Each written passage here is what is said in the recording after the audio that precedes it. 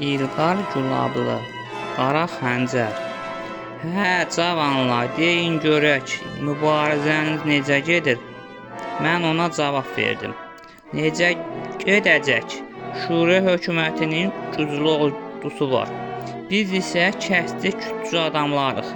Hər gün nə qədər adamımız ölür. Sizinlə açıq danışacağam. Yusif bəyə bir təklifim var. Bir neçə gün bundan qabaq Şura hökumətinin yüksək rütbəli vəzifəli adamlarından biri mənim yanıma gəlmişdi.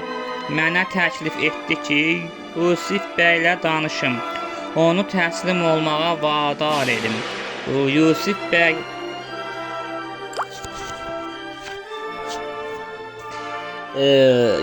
Yusif bəy də, siz də igid cavanlarsınız. Şura hökumətinin sizə ehtiyacları var.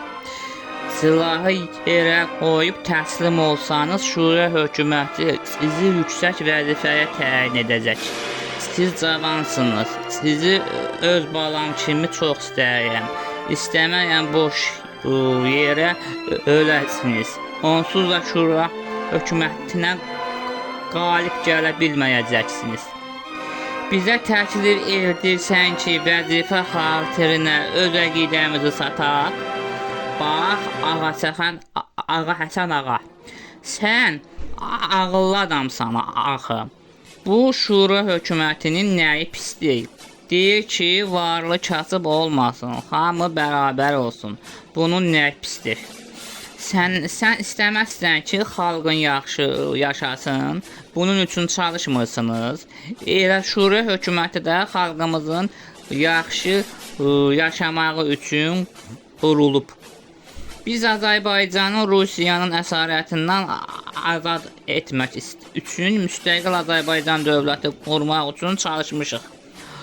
Ondan ötəri çalışmamışıq ki, Azərbaycan yenidən Rusiyanın tərkibində olsun. Rusun əsarəti altında niyə oluruq? Azərbaycan İctimai Şurası Cumhuriyyəti yenə müstəqil ölkədir də. Bəs mən eşitmişəm ki, Azərbaycanı yenidən birləşdirirlər Rusiyaya.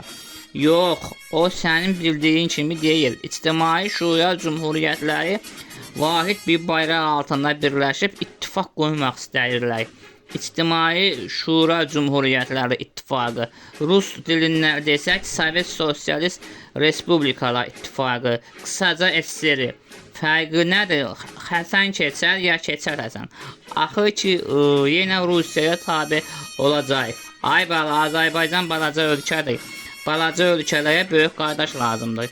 Rusiya da bizim böyük qardaşımızdır. Elə belə adlarla bizi aldadırlar da. İran-Rusiya müharibələrində bizə dedilər, Ruslar böyük qardaşımızdır, öz padşahımıza qarşı Rus işğalçılarının tərəfindən döyüşdük. Qacar padşahlarını deyirsən, onlardır bizim padşahlarımız. Biz Qacar padşahlarına tabe olanda avam millət idik. İndi Qacarın tabeliyində yaşayan İranlı Azərbaycanlılar avam və cahildirlər. Biz isə Rusiyanın sayəsində gör nə qədər onlardan irəlidəyik. Güya müsavatçı Azərbaycan Cumhuriyyəti müstəqil ölkə idi. Əvvəl Osmanlıların, sonra da İngilislərin asılılığında idi. Gərək əyindən daşı tök yerə. Yusif bəyi razı sat keçsin Azərbaycan Şura hökumətinin tərəfinə. Mən o vaxtı Mahmud bəyin dediklərini çox düşündüm. Əminlə də məsləhətləşdim, o da razılaşdı. Yanımızdakı əsgərlərimiz də belə razılaşdılar. Gedib bu haqda Yusif bəylə də müzakirə etmək qərarına gəldik. Biz o gün mərkəzi qərargahımızla məsləhətləşirdik. Yusif bəy əlindəki stəkanı divardakı güzgünün üzərinə çırpdı. Güzgü qırıq-qırıq oldu. O gün o çox əsəbi idi. Əlində nə keçdi, yerə çırpıb qırırdı. Mən onu sakitləşdirib dedim. Qardaş, əvvəl-axır bizi tutacaqlar. Özümüzə yazığımız gəlmir, bari bu cavanlara yazığımız gəlsin. Onsuz da bizim hökumətimiz dağılıb. Gəl keçək Şuriya hökumətinin tərəfinə. Adam kişi olar, vəzifədən ötəri əqidəsini satmaz. Ölsək də kişi kimi vətənimiz yolunda öləcəyik. Rusiyanın tabeliyində yaşamaqdansa kişi kimi ölmək daha yaxşıdır. Bax, güya Şuriya hökumətinin kasıblara canı yanır, fəhlə kəndli sinifinə ürəyə yanır. Ay qardaş, vallahi hamısı siyasətin oyunudur. İngiltərədə niyə sosialist inqilabı olmur? Amerikada, Avropada niyə sosialist inqilabları olmur? Çünki orada kasıb adam yoxdur. Burjuanın kapitalizmin sayəsində fəhlələr də varlanıb, kəndlilər də. Hamısı bəy kimi yaşayırlar. Sanayiləşmiş ölkələrin heç birində sosialist inqilabı olmur. Çünki onlara ehtiyac deyil. Ancaq Rusiya kimi geridə qalmış ölkələrdə komünistlər avam cəmaatı aldadıb sosialist inqilabı erdirlər. Rusiyanın Azərbaycanı işğal etmək üçün yeni oyunudur. Biz cümhuriyyətimizi qoruyub davam etdirsək, gələcəkdə biz də İngiltərə kimi, Amerika kimi, Avropa ölkələri kimi inkişaf etmiş ölkə olarıq. Xalqımız onların xalqı kimi xoşbəxt və firavan yaşayar. Fəhlə də, kəndli də öz zəhməti ilə çalışıb varlanar. Bəy, xan olar.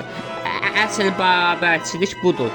Yoxsa hamının əlindən mülkünü al, at hökumətin büdcəsinə, o mülkün sahibi də gəlsin, öz mülkünə hökumətə fəhlə işləsin, cüzi miqdarda maaş alsın. Müftəxorlar da adını işə yazdırıb, evdə oturub müftə maaş alsın. Mən əziyyətlə qazanım, başqa biri gəlib mənim mülkümdən müftə pay alsın. Budur Şuriya hökumətinin ədaləti. Bu gedişlə Azərbaycan adlı ölkə batacaq, xalq daha da kasıblaşacaq. Niyə başa düşmürsən axı? Ruslar istəyir ki, Azərbaycanlılar kasıb olsun. Çünki kasıbları idarə etmək çox asandır. Ona görə də Azərbaycanlıların var dövlətin əlindən alıb hamısını kasıb fəhlələr eləmək istəyirlər. İndi kişi olun, gəlin mübarizəmizi axıra qədər davam etdirək.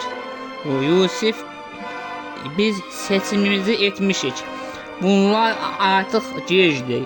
İndi seçim eləyək. Sənin yanına qalmaq istəyən əsgərlər sənin yanına qalsın.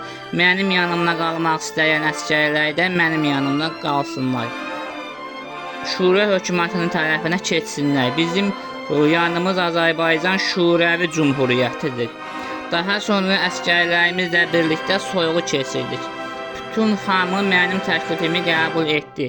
Bir nəfərdən başqa. O da Qəzənfər idi. Bircə Qəzənfər Yusif bəyin tərəfində idi. Qəzənfər Qarabağda kasıb və çox uşaqlı bir ailədə böyümüşdü. Uşaq ikən anası ölmüş, atası isə başqa arvad almışdı.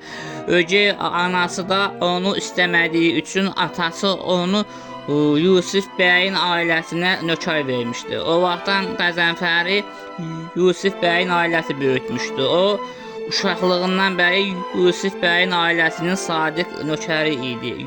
Yusif bəy dağlara çıxanda o da əlinə silah alıb Yusif bəylə çiyin-çiyinə Ruslara qarşı döyüşürdü. Hamı Yusif bəyi tərk edib gedəndə o axıra qədər onunla qalmış və onu tək qoymamışdı.